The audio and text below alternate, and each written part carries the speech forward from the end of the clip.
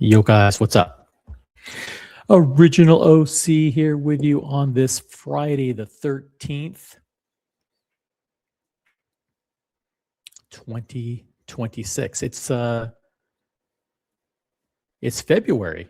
Friday, February the 13th, 2026. Don't know if you're superstitious or not. I'm not. I'm not superstitious. But we're going to do a quick afternoon stream. I literally sent out no notifications that we're live. Maybe I'll hit people up here. Let's see. Let's do it. Okay. Holy crap. You guys are fast.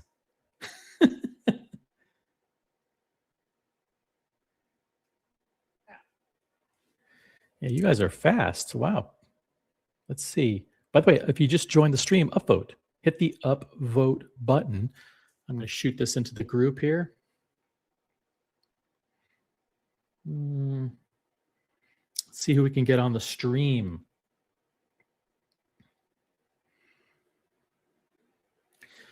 Got breaking news. Breaking news. We shared a little bit. We gave you a sneak peek of this yesterday. A sneak peek of the breaking news. And we're gonna go through the chronology of what happened here. But it is a big development. I mean, people have been leaving these gray market dealers for the last 2 or 3 years. As it's been almost 4 years since the peak of the market. 4 years since the absolute peak of the market. Since then, it's been pretty much all downhill. We had 3 consecutive years of precipitous declines, if that's a word, precipitous. It's a big word, like gymnasium. And we've had a solid year of kind of flat secondary values. And now we're kind of creeping up again. There's certain models that are creeping back up. But this guy on the screen, this guy was the marketing mastermind. He really was. You know, you got to hand it to him. He was the marketing mastermind behind the rise, the ascendancy, the upward trajectory of Roman Scharf. He made Roman Scharf a household name. And he was a fantastic CMO. He had a couple of blunders. But for the most part, did a fantastic job. Everybody knew a luxury bazaar went from a completely unknown company. I mean, literally unknown, to one of the most well-known secondary market dealers in the country.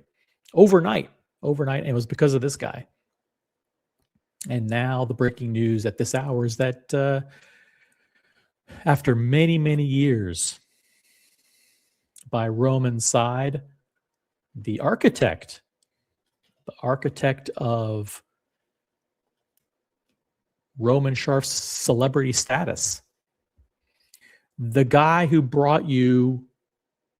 perfected the production value around the day in the life, gray market dealers. As a matter of fact, he's the one who invented a TV show on YouTube called Gray Market. He leaned into it. He says, Roman, what we're going to do is we're going to take what this TPG guy is doing in Texas, with these the flashy cars and making the deals and all this stuff.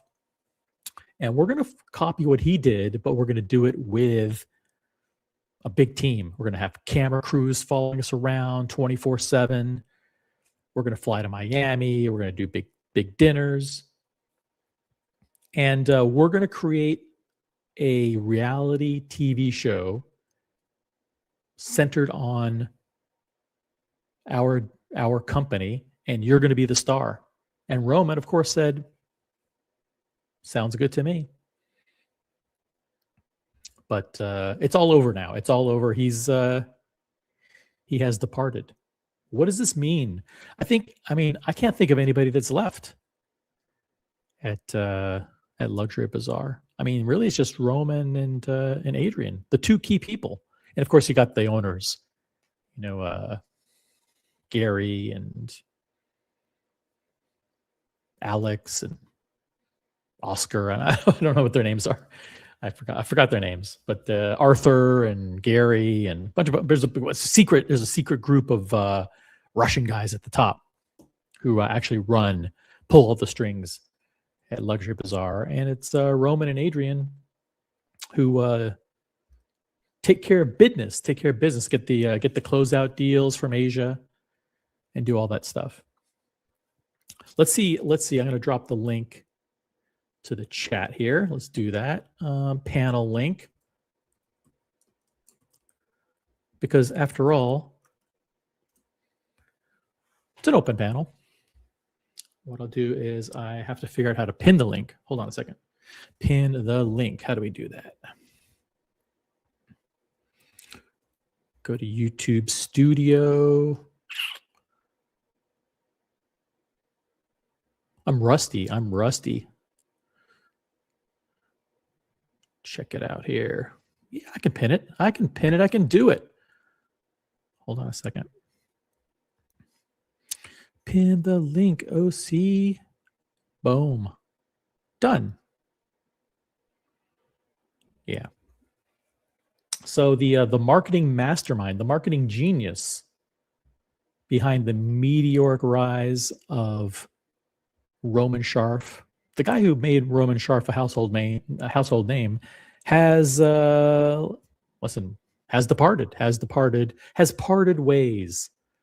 parted ways with Luxury Bazaar, and it was quiet. They didn't want anybody to know about it, but we found out about it. And what does this mean for the struggling secondary market dealer who's already lost all of their sales team? Their entire sales team's gone. But that's what happens when you don't really listen to business. It's a hard business now. All of those guys are struggling. You don't see videos by that guy in Miami anymore, that the guy with the glasses. He's pretty much off of YouTube. The big fat guys in Texas, remember? The big elephants in the room. What was their name? They're gone. And then you had the two Jesuit priests or whoever they were. They had all these people who tried to follow in the footsteps of TPG and Luxury Bazaar, and they fell by the wayside. And they're all gone. They're all gone now. Got Logan Hall, star of Logan Hall's Grill Streams, in the chat. Shroman Barf in the house. That's not polite, Logan. By the way, one of the things, in addition to making Roman Sharf a household name, unfortunately for him, he did have a couple of black marks on his record as a CMO. He was a highly successful chief marketing officer of this organization. Did an amazing job, I think. Did a fantastic job. There were a couple of missteps, and I don't think they were his fault. I think he was forced to do them, and one of them, of course, is this: the infamous.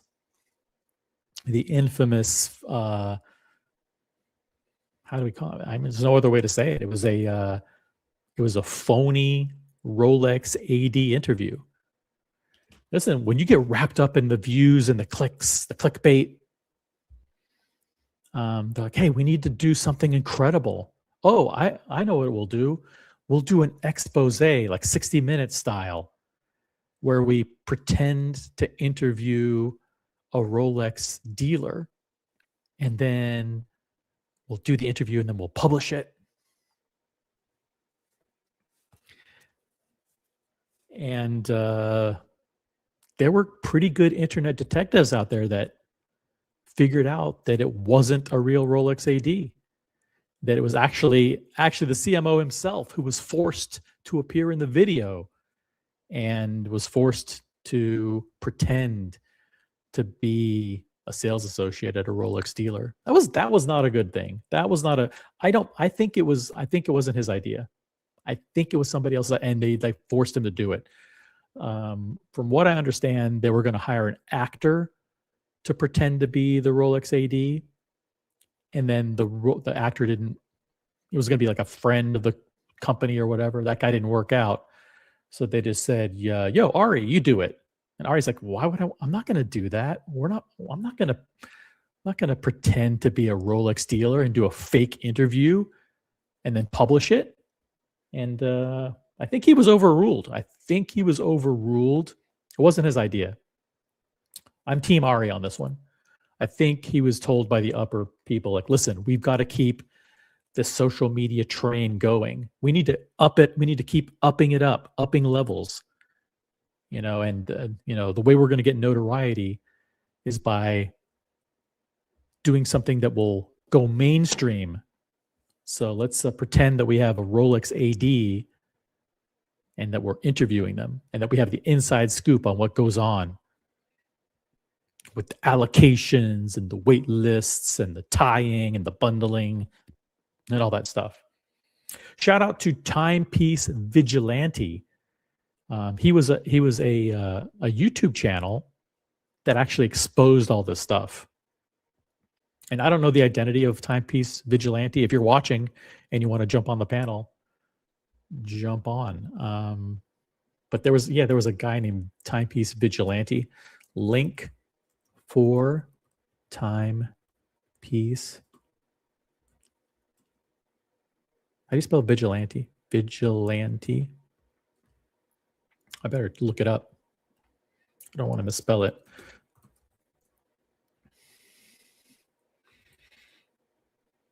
Yeah, Vigil. Yeah, OC. Boom. Link for Timepiece Vigilante. Boom. By the way, the way that this was uncovered is through voice analysis and through like advanced FBI image analysis. And they actually did voice analysis to determine that this was actually one of the staff of Luxury Bazaar that did this. And then they also did advanced image analysis. Let me show you just a little bit. Yeah, this is pretty damning evidence here. Look at this. Boom. What they did is they took multiple images and they superimposed on the image of the fake, the image of the supposedly the Rolex insider, and turns out that the images overlap perfectly. Why can't they find this Nancy Guthrie? What is going on there? I mean, how many days has it been? What's going on with the FBI and the local authorities there? They can't find this 84-year-old woman or whatever she is. I mean, there are people smart enough to figure out, like, to do advanced voice recognition analysis, and this is before AI, way before AI. They were able to get multiple images from different angles, and they superimposed, and they found out, they uncovered this ruse, this elaborate ruse, that it really wasn't an interview with a Rolex AD. It was their own people that pretended. What a disastrous move. So that was okay. It was one black mark on Ari's record, but for the most part, I think he did an amazing job. I don't think this was his idea. I think he was forced to do it. That's what I think. And then, I forgot there was one other thing. There was one other thing that he did, which I'll share with you in 5 minutes. We're going to do a quick stream. This is a in memoriam, in a way. We're going to recognize recognize the incredible accomplishments and career of Luxury Bazaar CMO. Don't want to give his full name because, I actually know the guy. He's a nice guy. Did a great job. So we're going to honor and acknowledge the incredible accomplishments and career of Ari, the CMO of Luxury Bazaar, who has parted ways with the organization after several years of tumultuous. I mean, he had a lot of success in the early years. Made Roman Sharf a star. No one would know who Roman Sharf is today if it weren't for this man. And so that's he deserves all the credit for people knowing who Roman Sharf is today. You wouldn't know Luxury Bazaar and you wouldn't know Roman Sharf if it weren't for the incredible social media marketing wizardry. He's a wunderkind. He's like a marketing mastermind. He really was. He's a marketing genius. And he did an amazing job. This wasn't his fault. It wasn't his fault that he was put in this position. Got Original Mathis in the chat, member of the OC channel. Luxury Bazaar is an approved brand by some big names, such as the Timepiece Gentleman and the Watch Wizard.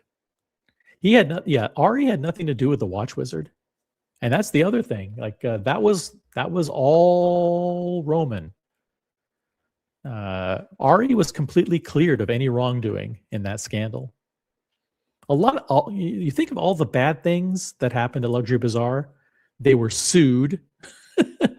They were sued by Luxottica. They did the fake AD interview. I don't think that's Ari's fault. What was the other thing? They did other thing that was kind of bad. I mean, they took Mathis out to dinner. That's sketchy. They tried to bribe Mathis with, okay, it wasn't Wagyu beef, but it was still steak. It was still steak, and I say a loaded mashed potato. Loaded baked potato. Listen, Mathis is easily bought. They gave him a steak and a loaded baked potato, and he was carrying TPG's camera around. All that stuff. Let's see, who else? That's it. That's all we have. Hey, we got Tan. What's up? Good to see Tan, another member of the channel. Good to see you, Tan. Hope everything's good in France. Whole Milk's in the chat. Only Luz was brave enough to call out Mathis. That's true. That's true. I forgot all about that. The Luz and Mathis. Remember when Luz went after Mathis? That's funny. That was funny. But the other thing that happened, and I mean, this is not an insignificant thing, but you guys will remember this. Let me see here if I can pull this up. Yeah, this wasn't good. This wasn't good. Now, I don't know if this was Ari's idea, but this was not good. This is when, yeah, this was kind of a black mark on the, and listen, marketing has to take responsibility for this. I mean, I would love to be able to reconstruct, to do a forensic analysis on who ordered this. But remember, in 2022, when the market was crashing, remember the crash of 2022? There's still people to this day that deny that there was a crash in 2022. Remember when all the YouTubers were going on, all the social media guys, I'm not going to name the names, but it was Luxury Bazaar. Asheen O'Malley, a couple other guys, and it was the middle of 2022, and they denied that there was a crash. They said there was no better time to buy a Rolex. They said buy the dip. It was a small correction. Buy the dip. They said Rolexes were a great investment. That's what they said. They said they put up charts that showed the Hulk. They put up charts that showed the Pepsi, charts that showed the Daytona. And they actually put this chart up. They put these charts up and they published it. And I'm not making this up. This was probably more damning to Luxury Bazaar's reputation from a marketing perspective than anything else. A lot of the stuff that Luxury Bazaar did wasn't Ari's fault. Like getting sued by Luxottica, that had nothing to do with Ari. Okay, he was completely in the clear. Doing stuff with the Wizard, nothing to do with Ari. The fake AD interview, yeah, he was forced to do it. He was forced to be the actor, but I don't think it was his idea. Now this, on the other hand, this thing, I think, you have to hold him responsible. You have to hold him responsible because these were charts that were put out. There's no way you can put out charts unless they were approved by the marketing department. And they tried to mislead their customers. There's no doubt about it. They misled their customers. They tried to mislead the entire watch community. On some shows they were saying there was a small correction, buy the dip, prices are going up again. Every video they ever did, prices always go up in the summer. I've been doing this 20 years. Prices always go up in the summer. They're going to go up this summer. And he was telling people to buy Hulks at $22,000 because after all, in 2022 they went up. He actually published a chart that shows that Hulks were going up in 2022 when they had fallen 20%. It was just a flat out fucking lie. It was a flat out fucking out. Ari, I don't know, like Ari, there's a link. Listen, Timepiece Vigilante, you can jump on if you want to.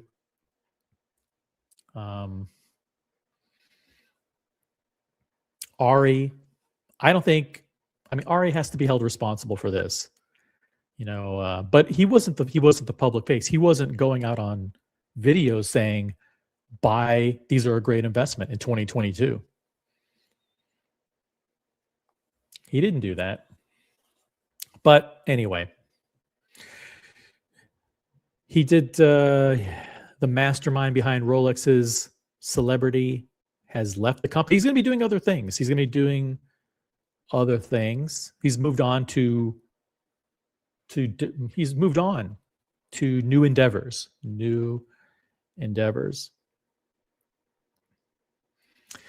Got Mr. Tudor to you in the chat. Whatever happened with Rolex coming down hard on resellers like, who is that? Resellers like who? I can't read that.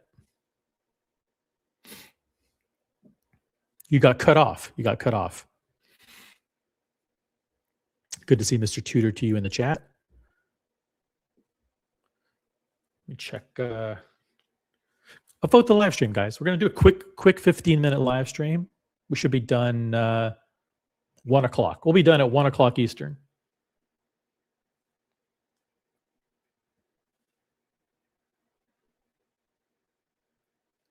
Yeah, but these were the good old days. Hey, Burley is in the chat. Idiots thought their viewers were dumbasses. Well, the thing is, a lot of people believe them. Sadly, some probably did fall for their BS. That's true. That was very sinister. They knew that if they put out videos saying that there was no crash and there was a slight correction, but prices were they lied. They said prices were going back up. They said buy the dip. They said these are great investments. Some YouTubers never even acknowledged that the crash existed. They just, oh, look, there was a spike. There was a spike, but prices didn't go down. They went down for 3 years in a row. They went down for 35 consecutive months. Prices went down, and we called it every step of the way. We were watching every single month as the prices dropped.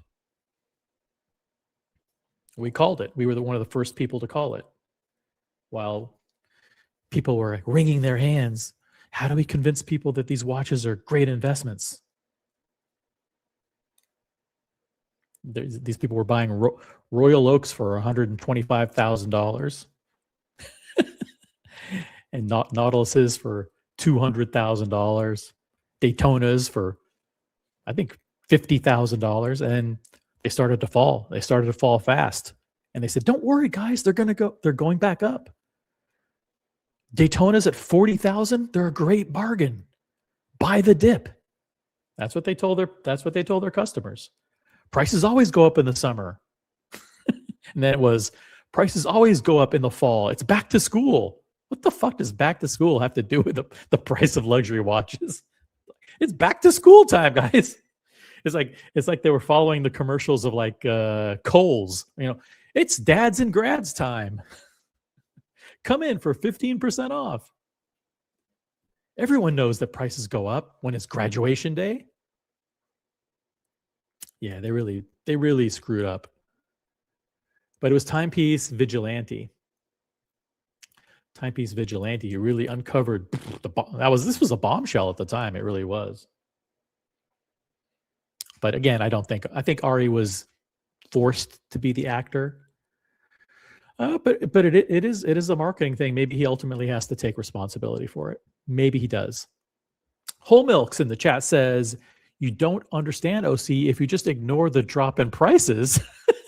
That's right. Completely ignore the drop in prices. Rolex has outperformed the S&P 500. Yeah, you do not want to be buying watches if you think you're going to outperform the S&P 500.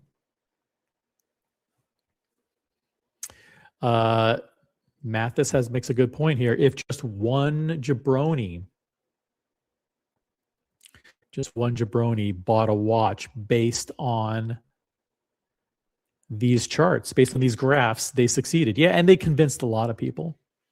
I mean, they were telling people that the prices were going up in 2022 when we were watching the data, and it was going down week after week after week. This is probably the most egregious, I don't want to say fraud, because fraud is a legal term. And Brody won't like it if I say fraud. So it's not fraud. It's this is one of the most egregious examples of misleading your customers that I've ever seen. They literally told people that prices were going up when they were going down. They even made it look like the stock market. They have a little thing that says average return 18%. Average return? These aren't stocks. You're not getting interest. You're not being paid dividends. Yeah.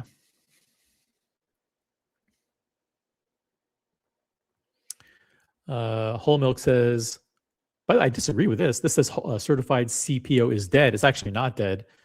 Rolex CPO has been crushing it, and they've, over the past several years, Rolex CPO is now the number 2 brand in all of the retailers. The number 1 brand is Rolex. The number 2 brand is Rolex CPO. So it's Rolex CPO is certainly not dead. It's the second most popular brand in the industry, with sales of over $500 million annually and growing. The gray market's getting crushed by CPO. Gray market, and that's why these guys are desperate. Rolex CPO has been crushing them. People are willing to pay 18 to 20 to 25% more for watches from an authorized dealer because they've been authenticated by Rolex. I can't tell you guys, one of the biggest problems today is that the watches aren't real. I'm sorry, like these guys Schmookum and Vukum and most of these guys. I'm not gonna say most of them, but many of these guys on 47th Street, the watches aren't real. Aftermarket bracelets, counterfeit dials, just flat out fake cases. I would never, ever, ever go to one of these clowns. Fat Manny. I don't trust these. I wouldn't trust Fat Manny as far as I can throw him. Mazalito. These guys aren't watch guys. Like Trax NYC, I'm Team Trax. I like the guy. He's not a watch guy. And neither is Schmookum or Moses. They don't know anything about watches. If there are three guys I would avoid like the plague on 47th Street when it comes to buying watches, it's Trax NYC, Schmookum, and Moses. Those are jewelry guys. They know nothing about watches. It's all old, broken down Datejusts, two-tone Datejusts. It's a bunch of garbage. And a lot of it's the Franken watches. Franken watches. Jefferson Electric reminding people to upvote. That's a good reminder. Let's see, we've got 7 people watching. We should be able to get at least 5 upvotes. Come on, guys, upvote the live stream. Mathis never read a graph in his life. No, he's read a graph. He just hasn't. If that graph was within a book, he probably hasn't read it. But if the graph is a standalone chart, he's probably read it. Yeah, the audacity to put out charts saying that the Hulk was going up in 2022 when it was going down, that wasn't good. The other thing that Ari had nothing to do with was dealings with the Wizard. Ari never did that. Ari never got sued by Luxottica.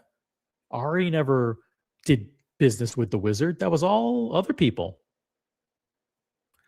We need to let's celebrate the great marketing accomplishments. He's a marketing mastermind is what he is. And listen, none of you, not a single person watching would know who Roman Scharf is if it weren't for Ari, the CMO of Luxury Bazaar. He made Roman a household name. He was the mastermind behind the gray market reality TV show. And he was also, by the way, pushing another reality TV show called, what was it called? Time is Money. They were pitching that to Netflix and to NBC and a couple other guys, Bravo. And it was starring Roman Scharf. They wanted to do a whole reality TV show called Time is Money, centered around Roman and Nico and a couple other guys. Maybe CRM, can't remember. I was just pointing out another one of Roman's marketing phrases that just wasn't true. Oh, okay. That makes sense. That is, yes. They, thank you, Whole Milk, for clarifying. That is something that they said. They often would say Rolex certified CPO is dead, that no one's going to buy CPO. They said that Rolex CPO was dead on arrival. They said nobody was going to pay 15 or 20% more for watches from an authorized dealer just because they're real. Can you imagine the audacity? The audacity. They're like, listen, no one's going to spend extra money to make sure that the watches are authentic. Turns out they are. Turns out, yes, they do want to go to an authorized dealer where they'll get credit for their spend, where they know that the watches have been certified and authenticated, where they get a Rolex warranty, where they're actually able to trade in watches and get, credit towards those watches, towards the purchase of Rolex CPO. Turns out they are willing to pay extra for that peace of mind.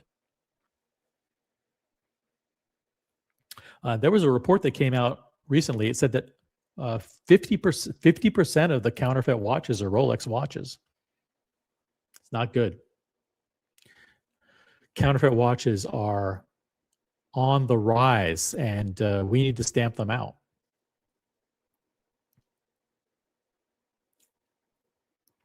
So thank you, Whole Milk, for clarifying. This is something that Luxury Bazaar was saying. Yeah, they were saying there's no way that anyone's going to pay Rolex certified CPO, certified pre-owned prices just to make sure that the watches are real watches. Yeah, they are.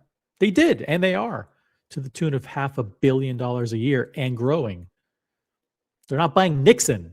They're not spending money on Nixon, which is Luxury Bazaar's number one watch brand, I should say, at Luxury Bazaar is Nixon.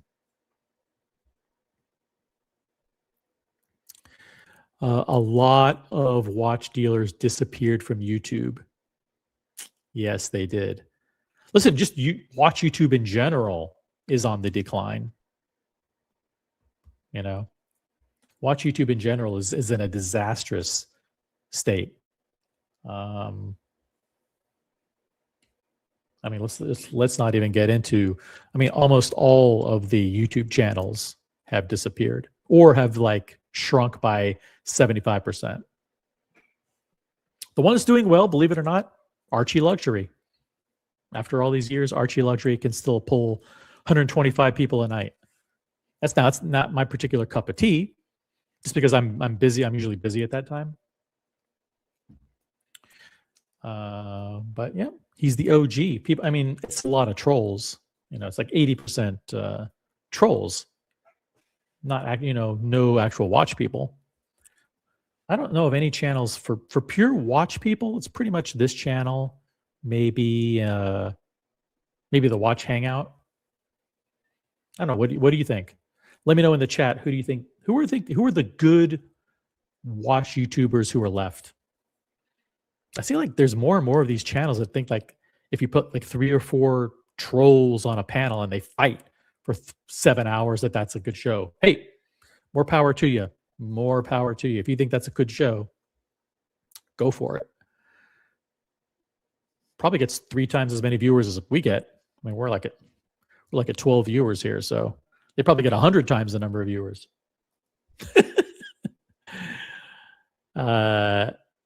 We've got Stephen H in the chat. Only buy for Rolex. I'm not sure what you mean by only buy for Rolex. But welcome Stephen H to the channel. We got Brian the Pipe in the chat, member of the OC channel. We got Vimal, member of the OC channel here. Who else we got? If you are watching now, type in a comment in the chat. Unless you're on like Hinge. If you're watching right now on Hinge, Grindr, or Tinder, could you please do me a favor? Close those stupid apps and head on over to YouTube. Type The Original OC on YouTube and type a comment in the chat.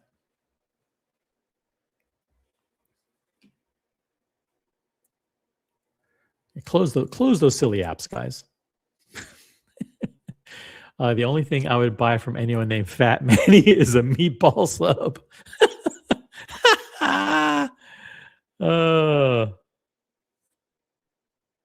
That's funny. Imagine buying a watch. This is Original Mathis now. Imagine buying a watch from a guy who dresses like a strip club DJ. To whom are you referring? Strip club DJ?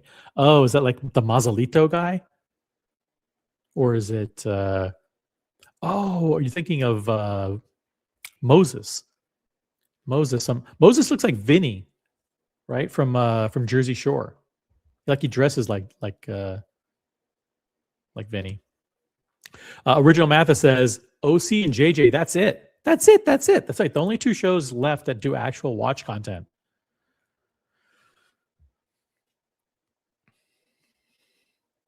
Are OC and JJ. The Watch Hangout. See, they cover like Rolex and below. And I cover like Rolex and above. But I also do watch news. I mean, I do watch news. I do breaking news. I do industry news, new releases, and stuff like that. So then I do a little bit of this, like this is like considered breaking news. Marketing mastermind behind Roman Sharf's celebrity departs luxury bazaar. Does anybody really care? No, I just, it's a reason for me to start a show. It's just a reason for me to start a show.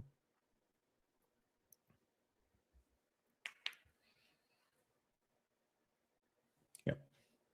But there are a lot of very, very bad podcasts out there. Really bad podcasts. And bad YouTube channels. The ones that I like, I mean, there's a lot of them that I like. I made a list one time of all the good YouTube channels. Watches TV, The Watch Advisor. I can't think of them all at the top of my head. But there's some really good YouTube channels. But they're not, I mean, when it comes to live streams, well, live streams are dead anyway. So yeah, let's see. I want to make sure I don't go over on time. I want to make sure this is a quick, what about Yasha? Who is Yasha? What does Yasha go by? Is Yasha like Rex's watches? There's so many Yashas on 47th Street. Like, so I don't know. It's like if you tell me like, what about Benny? Like, I know like 6 Bennies. I know that John Buckley is always talking about Yasha, but I don't know him personally. Rex, oh, that's Rex. Okay, yeah. So Rex, that guy's known. That guy's well known. I mean, his booth is probably he's a pure watch guy. He doesn't do like custom jewelry and stuff. So he actually knows watches. Yeah, he knows watches, that guy. But the other guys don't know watches. Shmookum and Moses, they know nothing, literally nothing. And Trax NYC too. Trax, I like the guy, but he doesn't know watches. His people don't know anything about watches. It's an awful place to buy watches. That's for sure.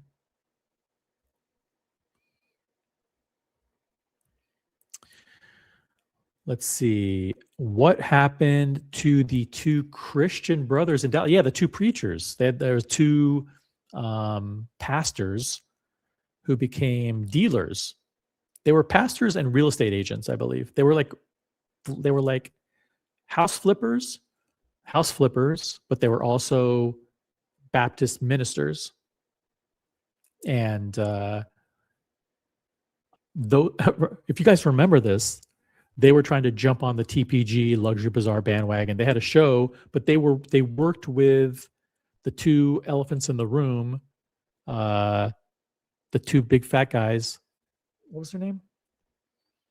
The guys, what was it? The Wolf Brothers. The Wolf Brothers in Texas, and they worked there. And then they split off from the Wolf Brothers, and it was a big lawsuit because then the 2 preachers got robbed, but they didn't have insurance or whatever that was.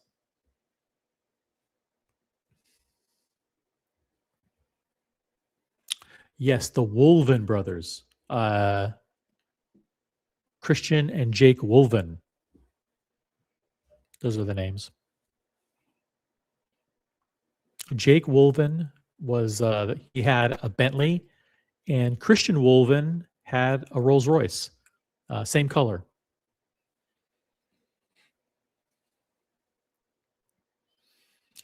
Gray market dealers I would trust. David SW, yeah. Who else? I mean, there's good dealers, but those guys aren't on YouTube. Like none of these social media dealers are good watch dealers. But yeah, this little episode here, the fake AD interview. Shout out to the Timepiece Vigilante. He actually did all the analysis, and boom, did it.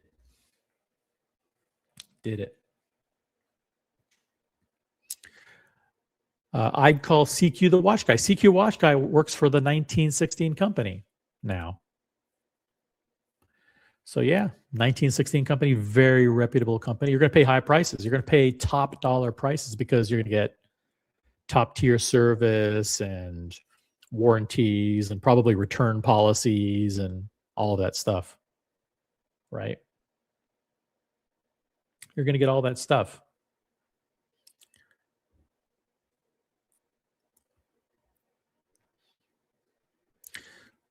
Let's see. The prices at 1916 company. By the way, let's see what they have at the 1916 company. What products should I look at? Let's look at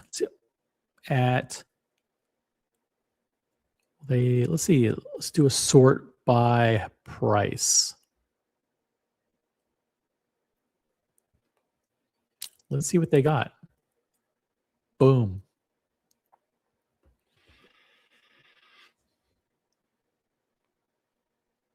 Tell CQ that original OC sent you. Now everybody knows CQ. We've got a Patek Philippe Grand Complication Minute Repeater, only $1 million. Good to know. Then we have another one, a Minute Repeater Perpetual Calendar Tourbillon, $1 million. A Celestial, 400,000. Another Grand Complication, 200,000. These prices are through the roof. 5980 full rose gold, 205,000. Aquanaut chronograph, 5968, 145,000. Wow, are these prices a little inflated? And then you have some white dial Nautilus here, 140,000 for the 5980. Then you have a 5726 white dial, 130,000. You have a gray dial 5726, 125,000. If it sounds like I'm emphasizing the word thousand, it's because I am. Here we go, 5236, recently discontinued. The inline perpetual, 100,000. You got the Cubitus in stainless steel with the green dial, 100,000. Let's go shopping for Patek. Let's go shopping for Patek today.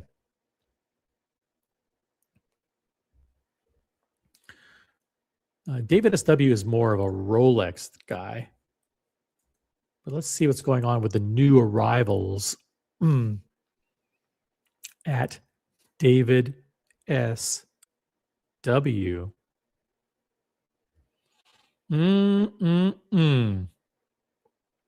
We've got the turquoise, blue, yellow gold, Oyster Flex Daytona.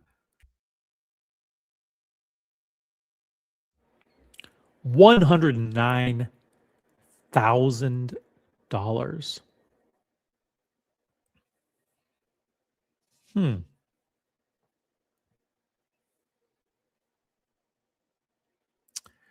Look at the Datejust on the right. There you go. 126234. That's the 36 millimeter Datejust, right?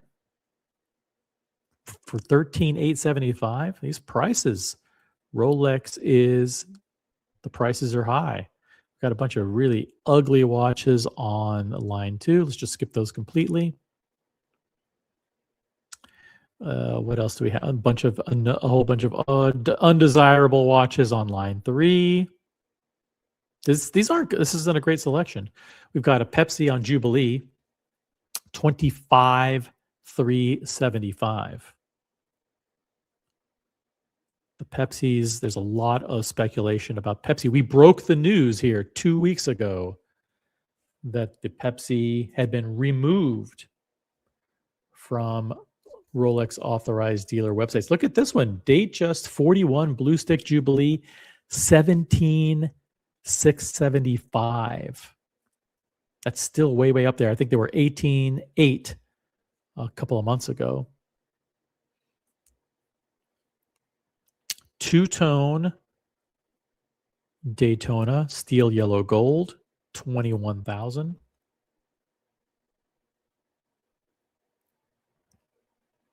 Yachtmaster 2.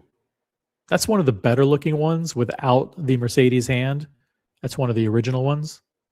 Just plain stainless steel.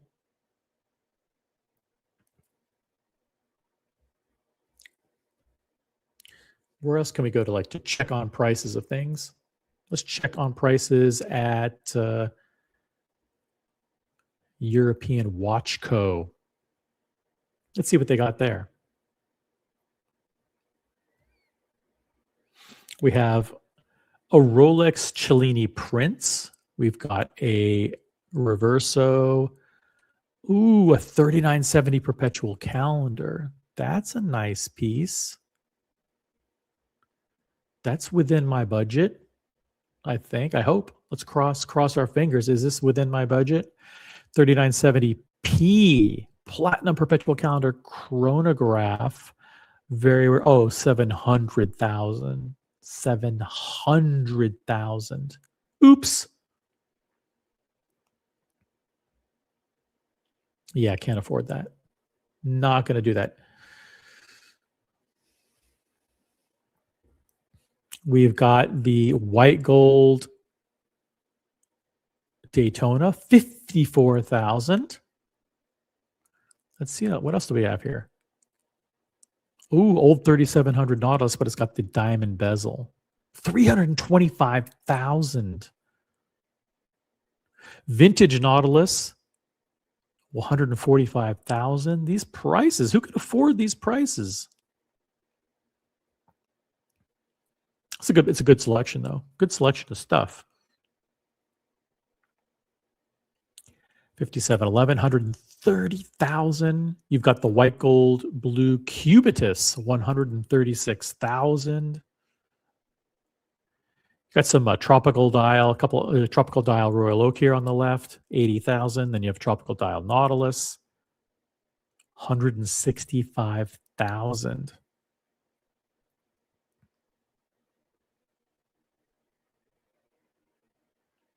De Bethune, that is not an attractive De Bethune, not attractive.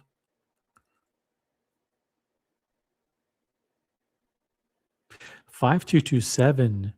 Ooh, Tiffany & Co. Tiffany & Co. 5227, 51,500. Yeah, we reported it here that the Tiffany & Co. relationship with Patek may be in jeopardy.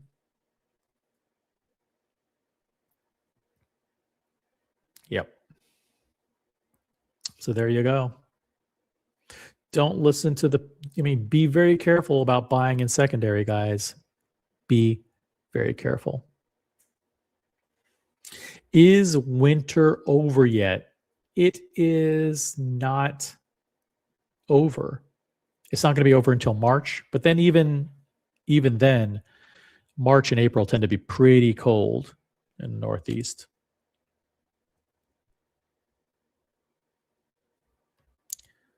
So what else is happening here? Is there anything interesting? I mean, there is let me share this.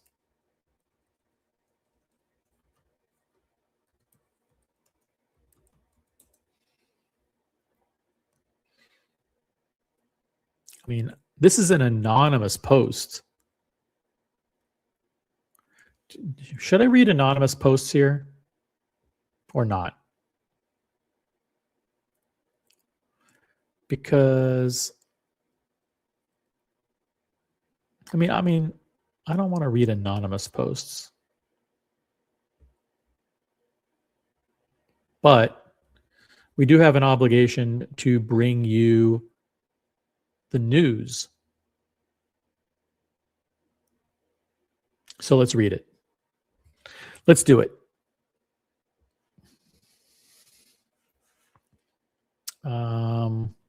Follow along. I'll read it. I'll read it in my typical soothing OC voice. Now, again, I'm not saying this is real. I am just reading you a story from that was posted on Reddit. So listen, I do not vouch for this story. Okay? I do not vouch. But let's read it, and I'll move myself down here.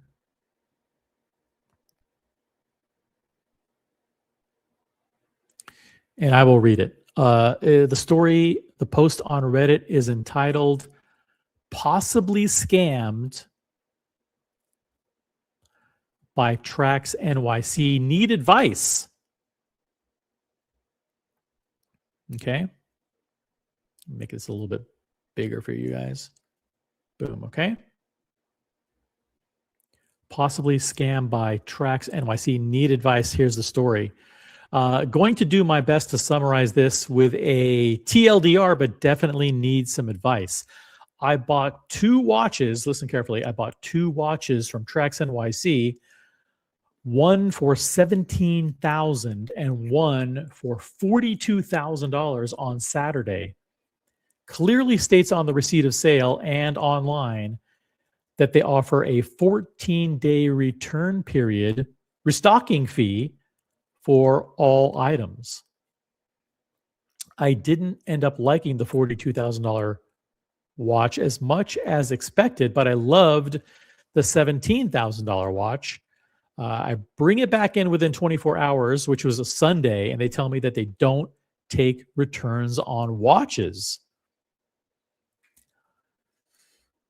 And they could buy it back for $37,000, which is $5,000 less than what they sold it to me for. And I agree because I'm not trying to be a shitty customer.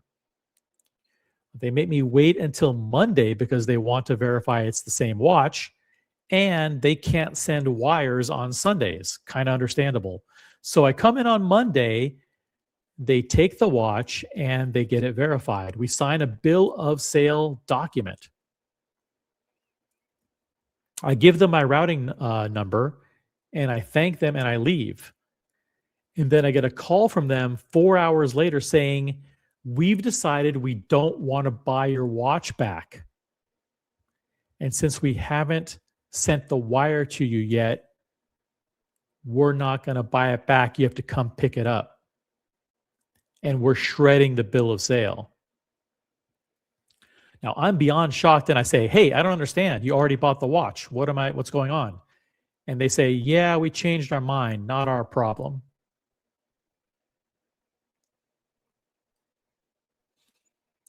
I've never been in a situation like this, and I thought I could trust these guys, but obviously not. What should I do? What should I do? This really feels like scummy, deceitful business practices. I hate being a bad customer, but this feels wrong.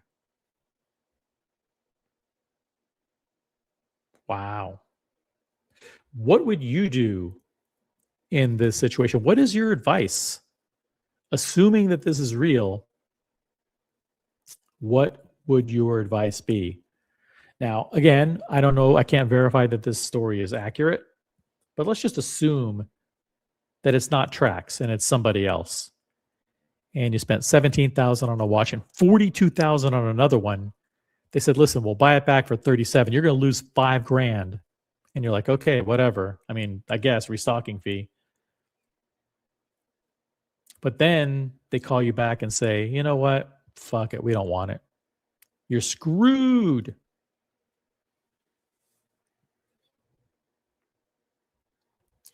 Not a good feeling. Not a good feeling.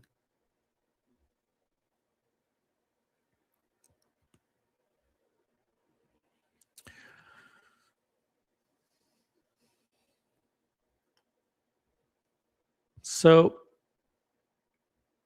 that's it. I don't know. I don't know what I would do. I don't think I've ever been in a position of being scammed by anybody. I can't recall. I can't recall any situation where I was scammed. So I don't know how I would handle it.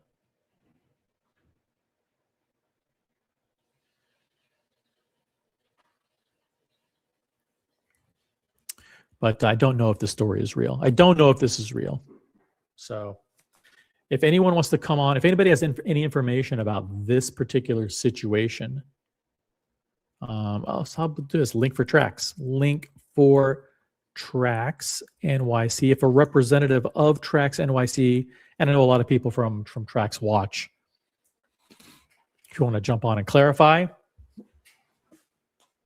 One thing I don't want to do is spread misinformation. I don't want to spread any misinformation like this.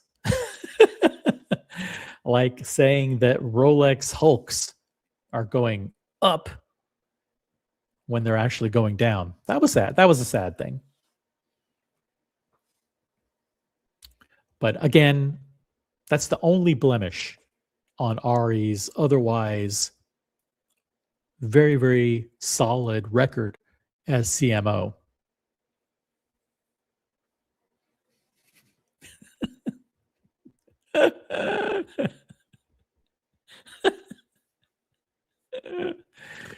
Oh, you guys are funny. You guys are funny. That's why you don't do business with businesses that work out of a gutter. Thank you. By the way, link for Tracks.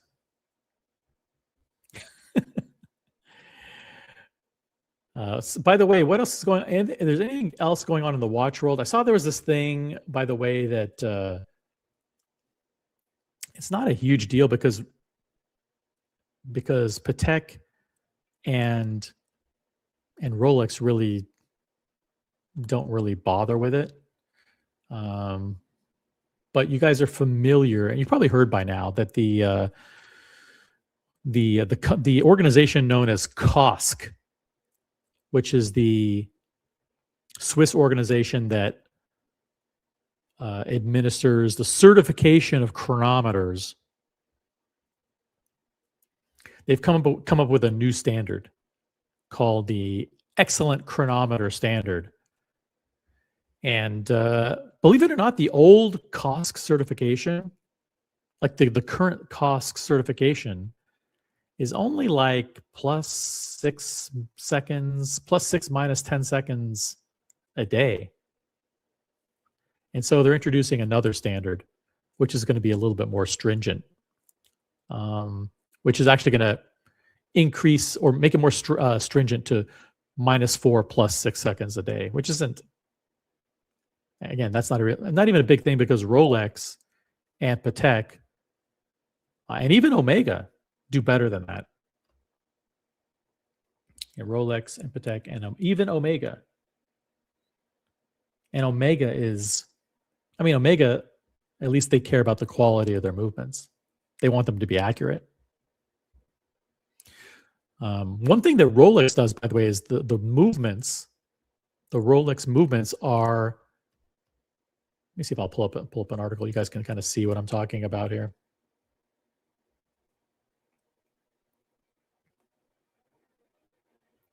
So you can kind of see the headline.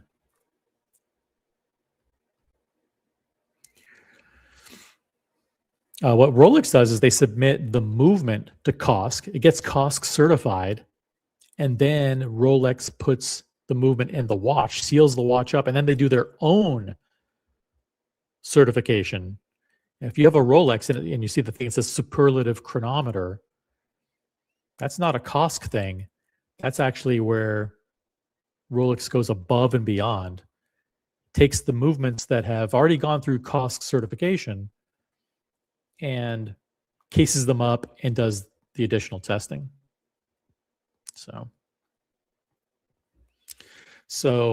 this isn't really news because no one really cares about this kind of stuff. Because again, Rolex and Patek don't stop with COSC certification. Patek, I don't even think does COSC certification. They do their own certification. So now COSC is introducing an excellent chronometer standard, which is a little bit more strict. It's -4 +6 seconds a day, which that's not that great anyways. You know who doesn't do certifications of accuracy? AP or Richard Mille, by the way. So it's so it loses a few seconds a day. It's not a big deal.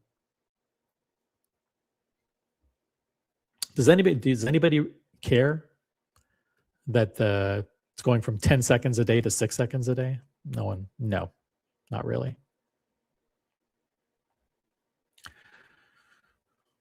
And I think that's it. That's it. That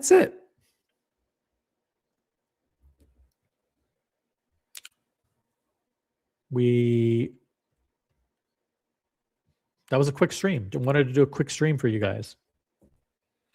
And now we transition to non-watch talk. Should we do non-watch talk?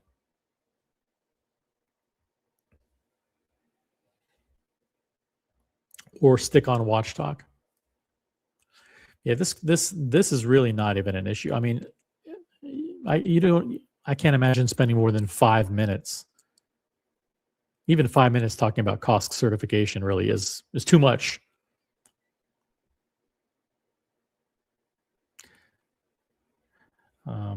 To summarize, COSC measures 7 criteria: -4 plus 6 seconds a day. In addition to that, it's like water resistance and a whole bunch of other stuff, right? Here's the master chronometer certification that was developed by Omega and Metas. So they do their own thing. 0 to plus 5 seconds a day. Twice as precise as COSC. So Omega just bypasses COSC entirely. Yeah.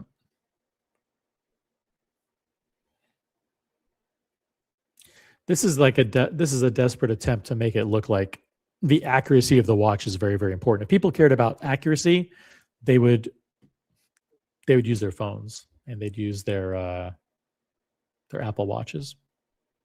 This is just trying to make COSC relevant.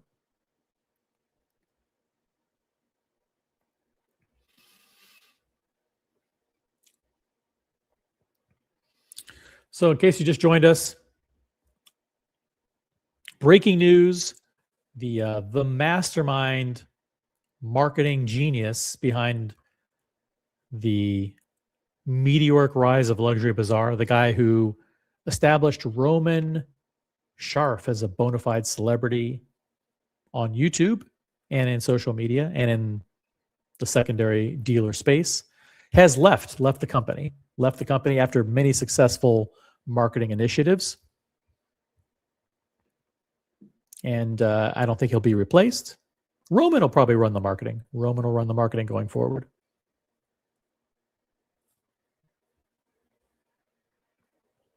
COSC talk in a relaxing format, a new low. Yeah, I got it off the screen. I spent way more time on it than I should. I can't imagine spending more than like 4 minutes talking about COSC certification. Boring watch talk.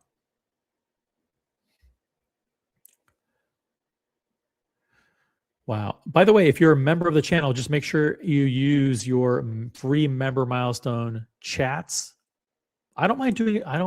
These shows are a volunteer effort. So super chats are not required. Super chats are optional. Member milestone chats, though, are free. That's a free $50 super chat. Free $50 super chat included with your membership. So please use those. Does anybody want to jump on? I'll do this. Let's do this. I'll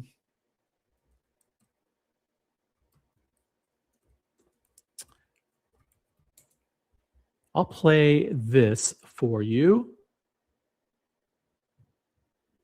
Check this out. I'm just going to watch along. By the way, in the course of today's show, we will be playing copyrighted, and we do so in the spirit of fair use. I want to promote right now Watches TV on YouTube. I love Watches TV as a channel. And let's follow along with they did a follow-up to their visit to the AP Social Club. I'll drop the link in the chat. Boom. Let's tune in. Let's tune in and listen in on their video.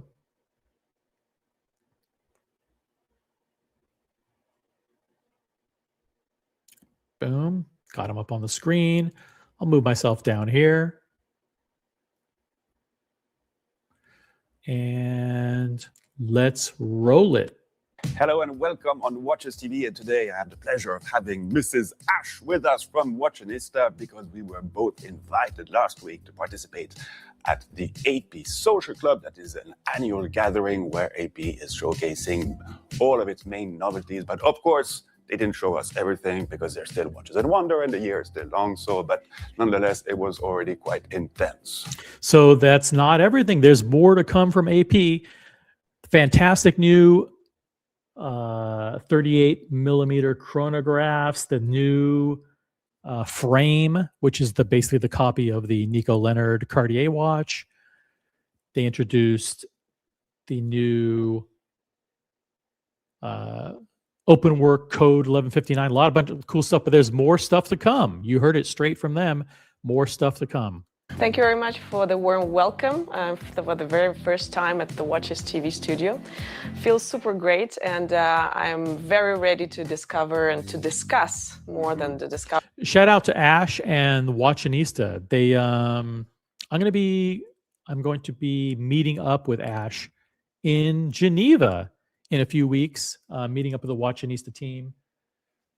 We were chatting back and forth on Instagram. I think she did an amazing job with Marc-Andre on the AP Social Club video. So shout out to her and Marc-Andre. They did a great job, and looking forward to seeing what else they reveal here in this behind the scenes follow-up. The novelties that Audemars Piguet presented us at Social Club in Andermatt, which was a truly amazing experience, because they really managed to build this very AP Brassus area with different workshops. We went through the Fab Lab, the new technologies. We saw the new releases, and we actually experienced the time a little bit different with the discovery of the new pocket watch. So all this will. Oh, how exciting. The new pocket watch. That's something that I'm not particularly interested in. I don't think most people are, but shout out to AP for always pushing the envelope. Discover right now. That's correct. Yeah. No, they really know how to host, and we're about 150 journalists from all over the world. We had a little. Hey, look at that. See, Ilaria there with 150 journalists. You know how much it costs to fly and put up 150 journalists at a media event? Holy moly, that's expensive. I mean, someone do the math. How much it takes to fly, lodge, and feed 150 journalists. That's a lot of dough. Side special. That's a lot of spring rolls, chicken satay, and hot dogs in a blanket. That's a lot of food. With them because they followed us. Maybe you have seen that on their AP social media. So let's walk some of the novelties, and let's start immediately by one that was kind of a surprise because it didn't come in a round case, and with their new jump hour coming in this rectangular case. This is a jump hour. This is it's not onyx. It's It's like a sapphire. It's like a sapphire material for the case on the top. So the novelty is called the Neo Frame Jumping Hour. Audemars Piguet, as you know it, since 1929, used to have the jumping. So this is the original AP jumping hour. A lot of people saying they copied this from Cartier. They copied it from Nico Leonard. Not true. Not true. They only partially copied it. They had their own original design way back in 1929. our complication, and they said like, well, let's get back to our origins, let's get back to a shape case, and they released this new rectangular, very, I would say, neo-vintage timepiece with the Godron case in yellow gold. It Neo vintage with the Gadrons, guys. I don't even know what a Gadron is. Gadron in yellow gold. has Oh, that's the edging. Yeah. this look of the onyx, but actually it is the sapphire, black sapphire. Black PVD, the sapphire dial. Exactly. PVD black sapphire dial. See, I was right. I actually read some of these materials once in a while. It is not onyx, it's black PVD sapphire. Black PVD sapphire dial. When I first saw the photos, I was a little bit scared about the big logo put on it, like in gold. But actually, when you have it on your wrist, it kind of disappears on the dial. Yep, it does. It just, the logo kind of, well, you can't even see it here. When you have it on your wrist, it kind of disappears on the dial. It's true that lately the jumping hour complication has been completely fascinating for all of the collectors. Well, we've seen a few examples from Cartier, even from Chrono Suisse, and some other examples. Louis Vuitton has the convergence, which is kind of like a jumping hour, right? It's they call it trailing hour or something like that. Coming out over the last few months, so indeed a cool complication. This watch is, I would say, I mean, it indeed mimics the codes of the original model with this Godron feature, but it's a little bit thicker, a little bit bigger because of the size of the movement, which isn't a shaped movement, it's a regular round movement. So the size is a little bit big to my personal feeling, so it's more kind of a man's watch, I would say, but I could totally see it a little bit thinner and slimmer. But otherwise, he doesn't like it. He doesn't like it. He wants it to be thinner and slimmer. It's too big. He thinks it's too big. He's not pulling any punches. It's a little bit big to my personal feeling, so it's more kind of a man's watch, I would say. But I could totally see it a little bit thinner and slimmer.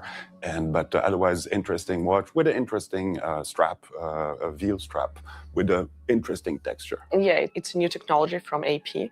It's true that the collectors has been complaining a little bit about two things on this watch. It's the round caliber. Well, maybe something new will come sooner. And also the fact that it's slightly big. But as Ilaria Resta, the CEO of Audemars Piguet, confirmed to us, it's just the first one, and maybe we'll see what will come next. I don't think they should have wasted time doing a new movement for this one. If it has a round caliber, I don't worry. It's not a big deal to me. That is correct. So they emphasize quite a lot of open work and skeletonized pieces, and we'll focus on that with probably one of my favorite, I would say, of the show, which was the Royal Oak open work perpetual calendar. Fuck. Now this one is a superstar.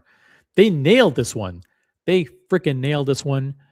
Titanium with bulk metallic glass. Bulk metallic glass bezel.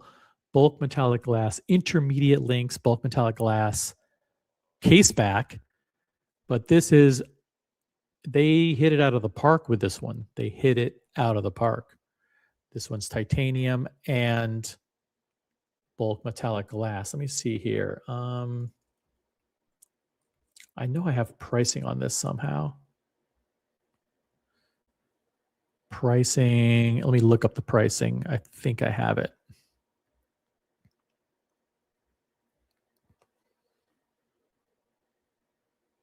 Yes, I do. Yes, I do have the pricing. I'm going to let you guys guess the pricing. If you don't know the pricing, don't give it away. But I have the pricing on this particular model. Type in what your guess is, the price of this watch in the chat. And the segment is only a couple of minutes. So guess quickly. The person who guessed closest without going over wins. And I'm going to convert it. Don't cheat, guys. Don't cheat. I'm going to convert it from Swiss francs to US dollars. So what is the price of this AP Royal Oak perpetual calendar open worked titanium and bulk metallic glass? What is the US list price? Don't look it up. Don't cheat. Okay. Looks really, really absolutely gorgeous. Comes in a titanium case and bracelet. Is anyone even listening out there? Is anybody out there? Or are you just multitasking while you're on your Zoom calls? Zoom calls, guys, you know that when this show comes on, you need to close all Zoom calls, all Teams calls, all Google Meets. You need to focus. Put your priority on this live stream. So it's quite light, very pleasant on the wrist, and with the BMG bezel, which gives it a little bit of contrast, which is absolutely nice. I mean, this one, I guess, no, I don't guess. I mean, it was appreciated by absolutely everyone. And again, comes with this. Everybody loves this one. Everybody loves this one. We've got Tan, who's guessing 130,000 Swiss francs. Good guess. Good guess. Keep the guesses coming. If you're actually listening, type in a guess in the chat. Perpetual calendar movement that was introduced last year, meaning that you can set every indications from the crown itself. Pretty. Holy shit. This is stunning. This is the hit of the year from AP. AP could be back in the Holy Trinity again on the strength of this watch and the Code 1159 version. These open work perpetual calendars are phenomenal. These look fantastic. This one is a killer. Handy. I think user-friendly is the word for this complication for this watch specifically, and also its brother or sister. Yeah. The code 1159, also open work, self-winding. Oh my God, this one. This is the hit code of the year. The hit code of the year with that black ceramic mid case, the open worked dial, perpetual calendar. They friggin' nailed this one. Perpetual calendar with the Woo! I have the price on this one too. So if you want to guess the price on this one, type in the chat, type in code and then the price. Okay. If you're guessing the Royal Oak titanium BMG, type in RO and the price. If you're guessing the code, then type in code and the price. This is the code 1159 perpetual calendar open work. It's white gold with the black ceramic mid case. Okay. And I have the price. white gold case and this black ceramic middle. Oh my God, this looks so good. This is arguably the best code ever released. With the white gold case. Look at that. We got Tan with a guess here.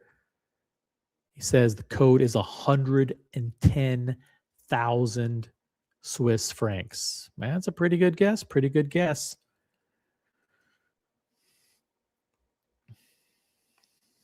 Pretty good.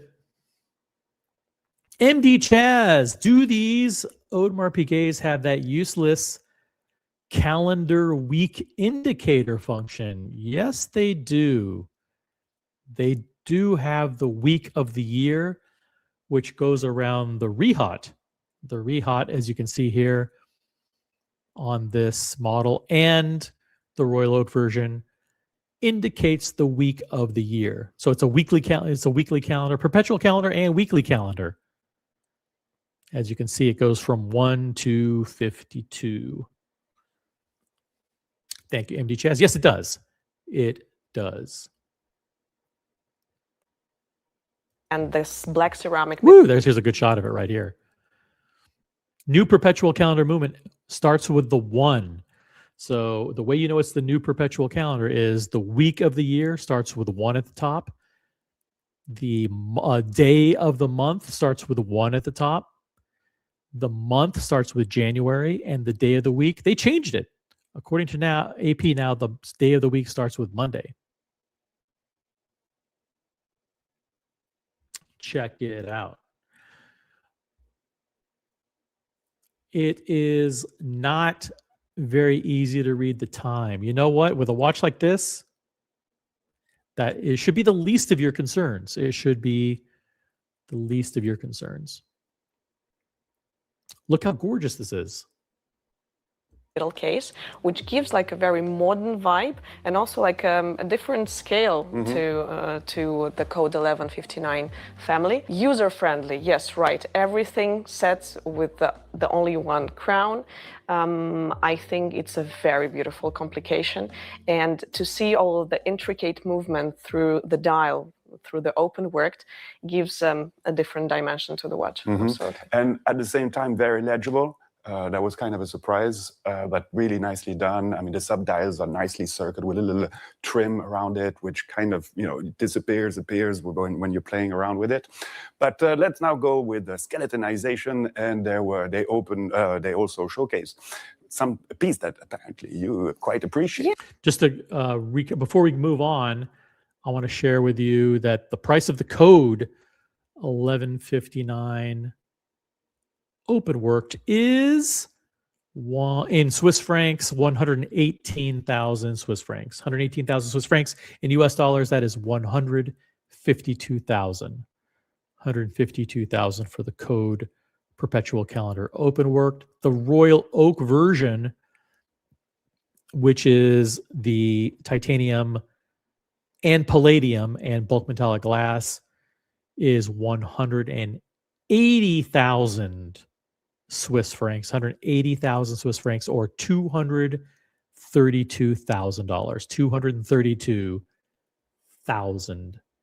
$232,000. Thank you, Tan, for guessing. Yes, absolutely. I quite liked it because it's a smaller case. 37 mm double balance wheel, Royal Oak, yellow gold. Yellow gold, yeah. 37 double balance open worked. That was kind of the novelty, because we have already seen it in some other versions, but this time in yellow gold. Absolutely. And yes, it takes a lot of presence on the wrist. Yes, it's shiny, it's yellow gold, it screams a little bit, but I kind of liked it. The craftsmanship of this open worked is completely sublime. In other words, she doesn't like it. It's a little loud and flashy.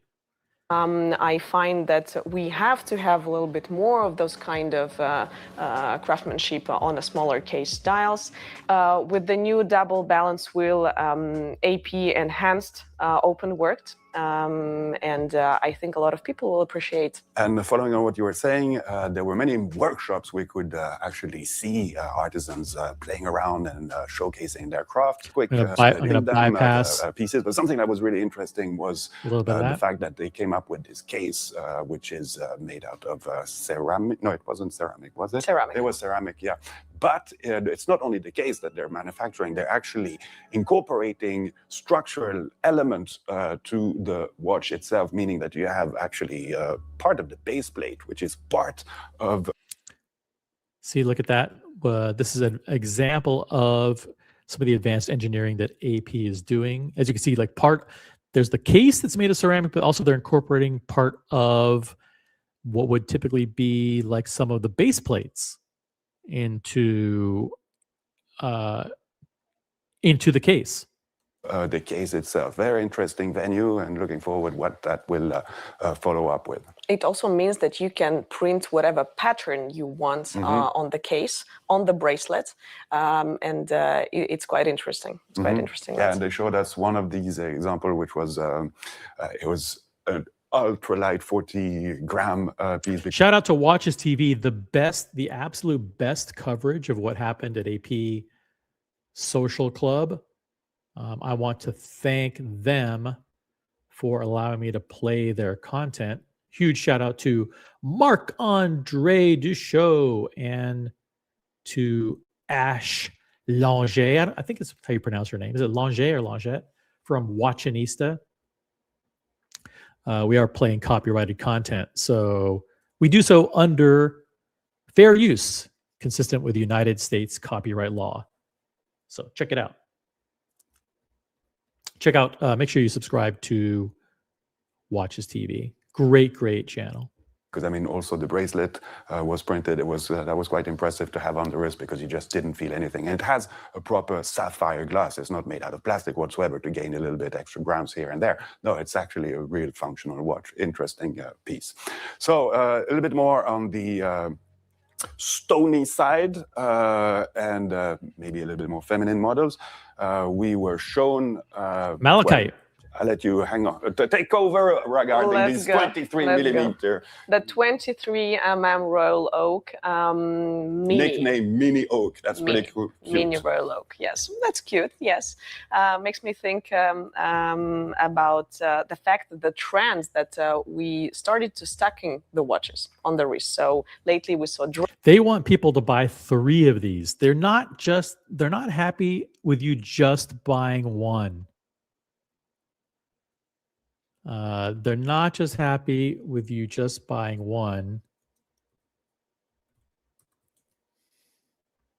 They want you to buy 3. Buy one in rose gold, yellow gold, and rose gold, yellow gold, and white gold. Like buy everything. These guys are greedy.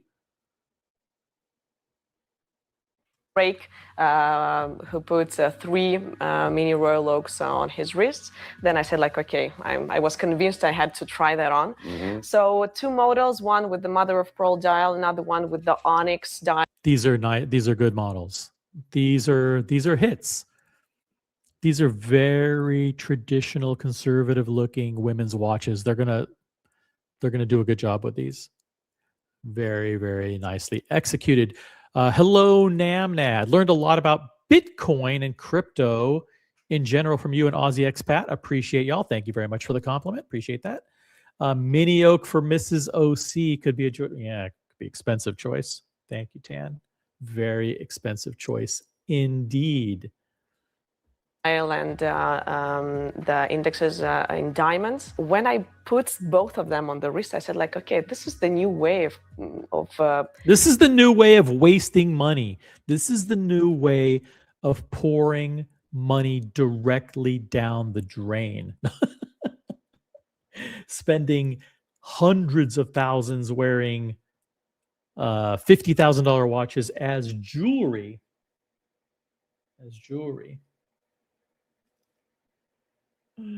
Wow, unbelievable. Putting jewelry on. It's really a statement piece. I find the trend interesting. Let's see if it's a trend that will last or not. But another one that really hits today the world is the... Just a second, just before, I just want to mention something about those 23 mm. Of course, they come with quartz movement. Because today, I mean, it's quite difficult to source small. Because women don't like to set the time on their watches. You can just come out and say that. Like, women don't want to waste time dealing with setting the time. There's nothing wrong with that. Women don't want to have to wind something and then pull out a crown and do it. That's nonsense. All the market research shows that they want to just put it on and forget it. Now, on the complete flip side, AP also wants you to believe that women want completely complicated perpetual calendars at the same time. Size mechanical. Who do you believe? Movement, and this is something that used to exist in the 30s, 20s, a long time ago, but now today it's pretty difficult to find. So maybe that's also something they'll be working on, doing some kind of small size mechanical movement. But please continue with the other piece that I know what you want to say about. And I think you like that piece. Just a couple of days ago, there was the Super Bowl, and Bad Bunny performed with a Royal Oak yellow gold malachite dial on the wrist with it. Why did you like the piece? Well, I just like the combination of colors. It just worked. I think it looks really nice. And it comes in 37 millimeter and 41 millimeter, so you can really choose. And I've always liked... I'm shocked that Buckley doesn't like this watch. Buckley much prefers the day date. This is like a flashy Miami piece. Yellow gold, green malachite. This is a flex watch for sure. Not really 100% my cup of tea either. but I'm surprised that more people don't love it. Malachite is a stone that has always had a lot of appeal to me. But what about you? So the 37 and 41, I think it's a very nice combination for a pair watches. Why not? St. Valentine's is just around the corner. I don't know when this. Shout out to Valentine's Day, guys. Tomorrow's Valentine's Day. And there's no better way to celebrate than super chatting and becoming a member and upgrading your membership here. That's a great way to do it. Great way to celebrate Valentine's Day. I don't know when exactly this video will be up online, but let's see. Otherwise, I think that AP is still one of the masters of the stone dials. We saw last year with the codes. Now they just continue the rise of the stone dials with the malachite. I think she's really knowledgeable about the watch industry. I haven't really been following her all that closely, but Ash from Watchinista is like, she's super knowledgeable. I mean, she's been in the industry for like a decade or whatever. She started when she was like 14. It should stay there. Yeah, we also saw one with a turquoise dial. It's not that wasn't a novelty, but you seems like you really like that one too. Yes. Yeah. So yeah, because I mean, we didn't see only novelties. We saw also previous models. It was interesting to do the kind of comparison of the evolution of some of these pieces, and then we got to see something rather incredible. My wife doesn't adjust for daylight savings, says Pamal. Wow, the watch is truly a fashion accessory. With the Heritage 150 Universal pocket watch. Okay, not interested in that. I'm just gonna like fast forward past that. Let's see if they cover something else. And if they don't, that's no biggie. I'm just not gonna cover the pocket watch. I'm more of a hype watch guy, as everyone knows. So I'm gonna skip all of that stuff.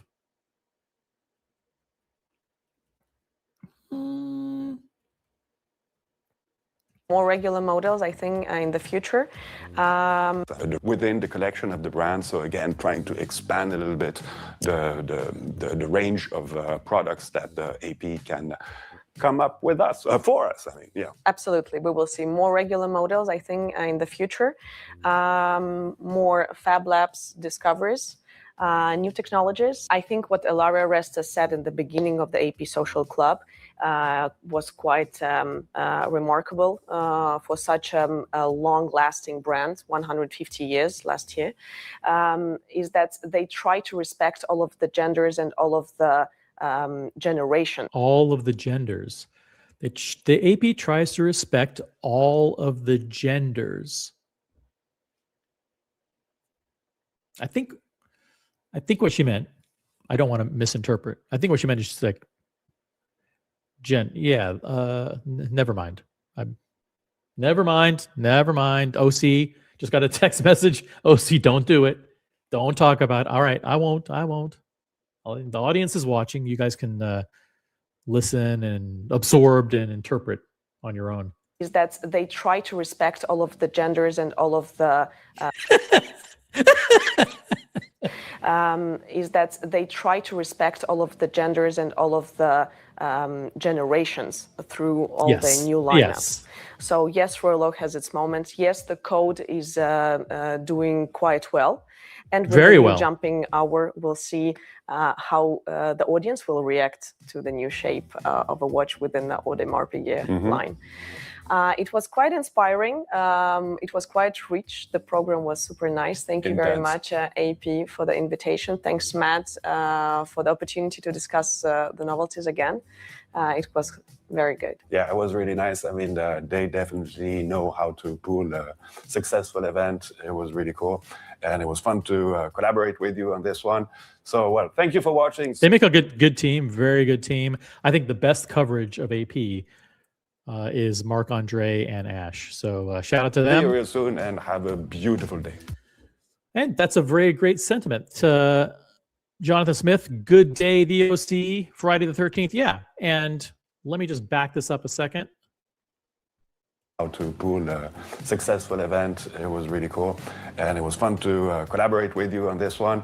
So, well, thank you for watching. See you real soon and have a beautiful day. Thank you for watching. See you real soon and have a beautiful day. I can't think of a better way to end today's show than with that sentiment.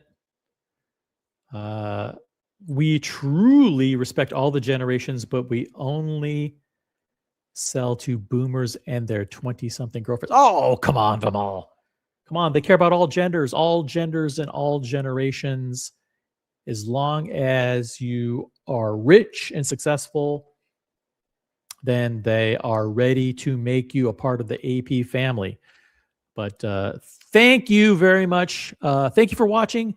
See you real soon and have a beautiful day. Have an amazing Friday the 13th. Have a terrific